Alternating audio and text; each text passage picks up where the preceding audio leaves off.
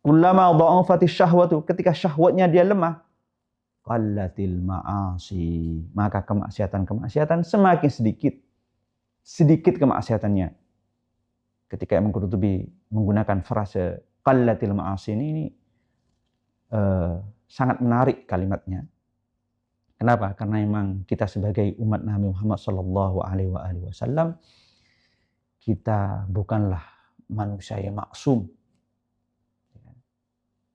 Sedikit melakukan maksiat, tapi kita zero maksiat adalah hal yang mustahil bagi seorang muslim, umat Nabi Muhammad sallallahu alaihi wasallam. Sehingga kata Nabi sallallahu alaihi wasallam, kullun nasi khata'un. Setiap manusia itu, setiap umat Nabi Muhammad itu banyak salah.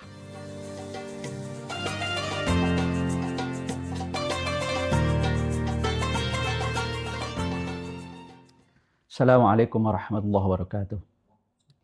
Alhamdulillah ba'alamin, wassalatu wassalamu ala ashrafil anbiya wal mursalin. Kullu amin wa antum bi khair. Selamat bulan Ramadan kepada para pemirsa yang rahmati Allah Subhanahu wa taala. Pada kesempatan kali ini Fakir ingin mengambil pelajaran daripada surah Al-Baqarah ayat 183. Allah Subhanahu wa taala berfirman, A'udzubillahi minasyaitonir rajim. Bismillahirrahmanirrahim. Ya ayyuhalladzina amanu kutiba alaikumus syiyamu kama kutiba alal ladzina min qablikum la'allakum tattaqun. Wahai orang-orang yang beriman, telah diwajibkan atas kalian berpuasa sebagaimana diwajibkan kepada orang-orang sebelum kalian agar kalian menjadi orang yang bertakwa. Para pemirsa yang rahmati Allah Subhanahu wa taala, Abu Ja'far rahimahullah dalam tafsir At-Tabari ketika menjelaskan ya ayyuhalladzina amanu, wahai orang-orang yang beriman, beliau menafsirkan ya ayyuhalladzina amanu billahi wa rasulihi wa saddaqu bihi wa aqarru. Wahai orang-orang yang beriman, berimanlah kepada Allah dan Rasulnya. At-tasdiq al-jazim, benarkanlah Allah, wujudullah, keberadaan Allah Subhanahu wa taala. Dan benarkanlah kerasulan Nabi Muhammad sallallahu alaihi wasallam, dan beliau melanjutkan wasaddaqu, dan membenarkan keduanya, Allah dan Rasulnya, wa aqarru, dan mengikrarkan. Mengikrarkan ini sering kita lihat dengan membaca syahadat ketika ada saudara-saudara kita ingin masuk kepada Islam. Sehingga frase ya ayyuhalladzina amanu ini menunjukkan bahwa ayat 183 dari surah Al-Baqarah ini hanya mewajibkan orang-orang Islam saja untuk berpuasa. Sehingga kalau kita baca kitab-kitab fikih disebutkan di sana bahwa syaratu wujubi as-siyami, syarat wajibnya berpuasa adalah Islam atau beragama Islam. Sehingga ayat ini memang seolah-olah memang menegasikan orang-orang yang di luar Islam. Kutiba alaikumus syiyam, diwajibkan atas kalian. Kata kutiba ini ditafsirkan dalam tafsir Jalalain, furidha, diwajibkan. Alaikum, atas kalian, as-syamu, berpuasa. Yaitu al-imsak, menahan dari hal-hal yang dia membatalkan puasa. Ketika kita memurajaah kembali kata furidha, diwajibkan, maka alangkah baiknya kita membuka kitab misalkan Hasyah Ad-Dimyati ala Syarhil Warqat, disebutkan di sana. Ada hal yang menarik di sana disebutkan ketika memahami fase fal wajibu. Wajib itu apa sih? Ma yusabu ala fi'lihi wa yu'aqabu ala tarkihi. Itu apa-apa kalau dia dilakukan dapat pahala.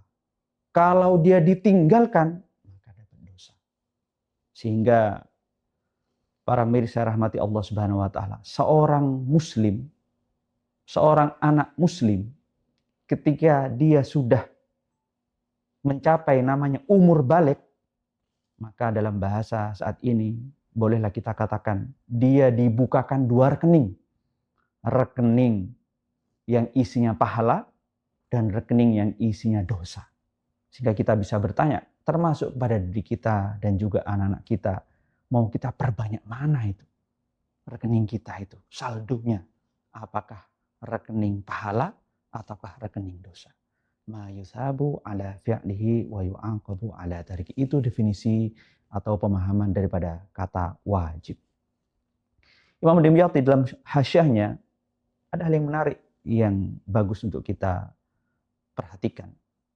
Ketika menghasyai, memberikan catatan kaki frase ma yusabu ala fi'li fal wajibu ma yusabu ala fi'lihi wa yu'aqabu ala tarki. Apa kata Imam Dimyati?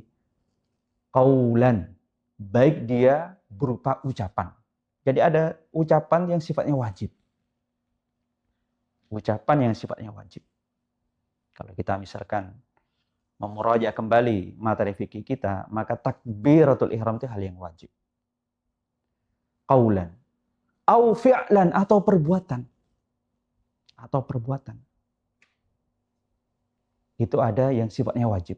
Kalau kita lakukan berpahala, kalau kita tinggalkan dia berdosa. Au i'tiqadan, atau dia keyakinan-keyakinan. Dalam bahasa saat ini lebih tepatnya dia ideologi-ideologi. Qaulan dalam konteks puasa dia, misalkan, maka tabiitun niyah dia diantara syarat sahnya puasa. Membaca niat di malam hari. Qaulan. Sehingga dia wajib agar kita berpahala. Au fi'lan, hal yang dia membatalkan puasa, makan, minum. Dia hal yang diwajibkan kita menahannya. Di mana di luar Ramadan kita halal makan nasi pecel, halal makan nasi rawon, dan lain sebagainya. Minum jus halal di luar Ramadan, tapi ketika dia masuk bulan Ramadan, maka itu menjadi haram. Atau wajib kita menahan dari hal-hal tersebut. Menjadi haram. Sehingga kalau kita tidak makan, dapat pahala kita. Itu sebagaimana definisi wajib yang disebut para ulama. Au fi'lan, perbuatan. Makan, minum, berhubungan suami istri. Au i'tiqadan. Nah, dalam hal ini memang para mirsa rahmati Allah Subhanahu wa taala, ada hal-hal yang dia membatalkan puasa memang lebih banyak kepada fi'lan atau perbuatan. Adapun dia qaulan, hal yang diharamkan. Meskipun tidak membatalkan puasa sebagaimana berkata bohong. Haram dia berdosa. Para mirsa rahmati Allah Subhanahu wa taala, jangan kita lupakan i'tiqadan. Ideologi atau persepsi-persepsi yang dia bertentangan dengan Islam. Jadi kita harus juga berpuasa dari hal tersebut. Jangan kita install, kita masukkan dalam pikiran kita. Memasukkan saja kita harus hati-hati. Sekiranya tidak sesuai dengan pandangan-pandangan Islam, maka kita tolak. Sekiranya sesuai dia, mari kita install dalam pikiran kita, pandangan kita, sehingga tubuh kita dia bisa menikmati daripada pandangan-pandangan seperti i'tiqadan. Nah, ini kalau kita memahami syariat Islam, para mirsa rahmati Allah Subhanahu wa taala. Jadi syariat Islam itu dia setidaknya hanya 5 hukum. Menjalankan semua perintah Allah Subhanahu wa taala, kita paksa tubuh kita paksa lisan kita untuk melakukan, kita arahkan syahwat kita untuk melakukan hal-hal yang diwajibkan oleh Allah Subhanahu wa taala. Karena jangan sampai kita itu melenakan tubuh kita, memanjakan tubuh kita. Kebalikannya, para mirsa rahmati Allah Subhanahu wa taala, kita juga meninggalkan hal yang diharamkan oleh Allah Subhanahu wa taala. Kita paksa tubuh kita untuk meninggalkan, menjauhi daripada hal yang diharamkan oleh Allah Subhanahu wa taala. Sehingga ada 5 hukum ini, kalau kita belajar, dimanapun kita belajar, ada yang namanya wajib, ada yang namanya sunnah, ada yang namanya mubah, ada yang namanya makruh, ada yang namanya haram. Maka usikum wa iyaya, Al-Fakir menasihati diri Al-Fakir secara pribadi dan juga pemirsa rahmati Allah Subhanahu wa taala, Kita paksa tubuh kita dalam dua hal, yang diwajibkan dan yang disunahkan. Jangan manjakan tubuh kita, kita paksa dia melakukan hal-hal apalagi yang diwajibkan. Jangan manjakan tubuh kita, termasuk yang sunnah, mari kita laksanakan. Kita paksa tubuh kita melakukan, paksakan kaki kita, gerakkan tangan kita. Pun kebalikannya, para pemirsa rahmati Allah SWT, kita memaksa tubuh kita ini untuk meninggalkan yang diharamkan oleh Allah Subhanahu wa taala, termasuk kita juga berusaha hal-hal yang dimakruhkan. Sehingga ketika misalnya kita belajar dimanapun, kita belajar dalam negeri, belajar di luar negeri, setidaknya hanya mencari 5 hukum ini bagi seorang muslim, yaitu mencari mana yang diwajibkan, mana yang disunahkan. Dalam 2 hal ini kita paksa tubuh kita melakukan. Kebalikannya, mana yang diharamkan dan mana yang dimubahkan. Dalam 2 hal ini kita memaksakan tubuh kita untuk meninggalkan atau menjauhi. Adapun dalam hal yang mubah, para mirsa rahmati Allah Subhanahu wa taala, kita arahkan yang mubah ini dia menjadi kepada hal-hal yang disunahkan. Apalagi ada kewajiban untuk kita lakukan. Waktu-waktu yang disebut orang-orang saat ini dengan me time. Kita melanjutkan ayat 193 daripada surah Al-Baqarah. Kama kutiba 'alal ladzina min qablikum, sebagaimana diwajibkan kepada orang-orang sebelum kalian. Sebelum kita, sebelum umat Nabi Muhammad sallallahu alaihi wasallam. La'allakum tattaqun, agar kalian menjadi orang yang bertakwa. Dalam tafsir Jalal disebutkan la'allakum tattaqunal ma'asi. Agar kalian bertakwa, agar kalian menjauhi maksiat. Tajtanibu al-ma'asi, menjauhi maksiat. Fa innahu, Imam Jalalain melanjutkan, fa innahu, karena as-siyamu itu, karena puasa itu, yaksiru syahwatallati hiya mabda'uha. Karena puasa itu yaksir syahwat, dia bisa memecah, menghancurkan daripada syahwat allati hiya mabda'uha, di mana syahwat itu dia menjadi titik awal atau dia sumber awal munculnya daripada al-ma'siyah, kemaksiatan demi kemaksiatan. Ketika membicarakan frase la'allakum tattaqun, di tafsir Al-Qurtubi dijelaskan dengan baik dalam hal logika Imam Qurtubi rahimahullah. La'allakum tattaqun, kila dalam makna lainnya selain tajtanibu secara bahasa, yaitu tad'ufun, melemahkan dirimu, melemahkan. Kamu lemah. Tattaqun, kamu lemah. Apa kata Imam Qurtubi rahimahullah ta'ala? Fa innahu kullama qallal aklu dha'afatis syahawatu. Karena seorang itu ketika dia sedikit makannya, jam makannya diatur, dihentikan jam makannya dari subuh atau fajar shadiq sampai maghrib, dha'afatis syahwatu, maka syahwatnya dia akan lemah.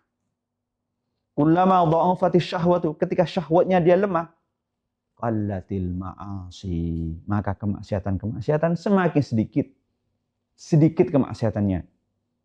Ketika Imam Qurtubi menggunakan frase qallatil ma'asi ini sangat menarik kalimatnya. Kenapa? Karena memang kita sebagai umat Nabi Muhammad sallallahu alaihi wasallam, kita bukanlah manusia yang maksum.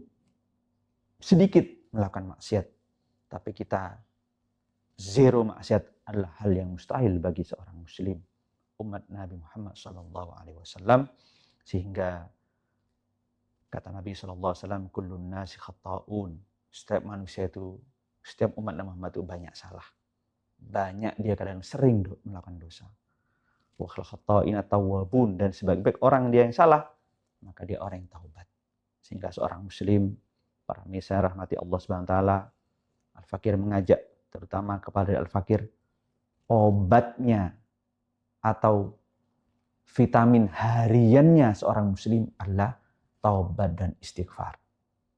Ketika kita keluar dari rumah kita, ingat dengan nutrisi harian kita, yaitu taubat dan istighfar. Para pemirsa yang rahmati Allah Subhanahu wa Ta'ala, mudah-mudahan di Ramadan kali ini, selama puasa 1 bulan ini, menjadikan diri kita, tubuh kita muncul habits atau kebiasaan yang positif, yaitu kebiasaan ketaatan, kebiasaan menjalankan, memaksa tubuh kita menjalankan apa yang diwajibkan oleh Allah Subhanahu wa Ta'ala dan disunahkan, dan kebalikannya, yaitu terbiasa menjauhi, meninggalkan sejauh-jauhnya hal yang diharamkan dan yang dimakruhkan. Mudah-mudahan kita semua mati dalam keadaan husnul khatimah. Alafu minkum, mohon maaf kalau ada salah tata dan kata dari Al-Fakir. Wallahul muwaffiq ila aqwamit thoriq. Assalamualaikum warahmatullahi wabarakatuh.